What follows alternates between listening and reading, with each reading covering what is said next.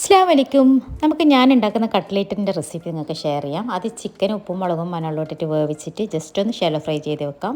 ഒരു 3 ഉരുളക്കിഴങ്ങ് ഇതേപോലെ പുഴുങ്ങി പൊടിച്ച് വെച്ചിട്ടുണ്ട്.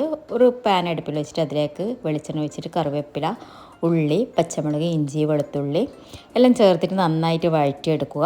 അതിലേക്ക് മഞ്ഞൾപ്പൊടി, ഇച്ചിരി ഗരം മസാലയും കുറച്ച് പെപ്പർ പൗഡറും കൂടി ചേർത്തിട്ട് നന്നായിട്ട് മിക്സ് ചെയ്യുക. എന്നിട്ട് അതിലേക്ക് മല്ലിയില കൂടി ചേർത്തിട്ട് നമ്മൾ ചിക്കൻ ഷ്രെഡ് ചെയ്തിട്ട് ഈ ഉള്ളി മിക്സിലേക്ക് ആഡ് ചെയ്തിട്ട് നന്നായിട്ട് മിക്സ് ചെയ്യുക. എന്നിട്ട് ചെറിയ തീയിൽ നന്നായിട്ട് മസാല പിടിക്കുന്നത് വരെ വെക്കാം. എന്നിട്ട് അതിനുശേഷം ആ പൊട്ടാറ്റോയിലേക്ക് ചിക്കൻ്റെ മസാല ചേർത്തിട്ട് മിക്സ് ചെയ്തിട്ട് നമ്മൾ കട്ട്ലേറ്റിന് എല്ലാവർക്കും ഇഷ്ടമുള്ള ഷേപ്പിൽ ഇതേപോലെ ഉരുട്ടിയിട്ട് ഞാൻ മുട്ടയുടെ മഞ്ഞയും വെള്ളയും മിക്സ് ചെയ്തിട്ട് നിങ്ങൾക്ക് വെള്ളം മാത്രം എടുക്കണമെങ്കിൽ എടുക്കാം. പിന്നെ വെറുതെ മഞ്ഞ വേസ്റ്റ് ആണെന്ന് വെച്ചിട്ട് രണ്ടും ഒന്നിച്ചിട്ടാക്കിയതാണ്.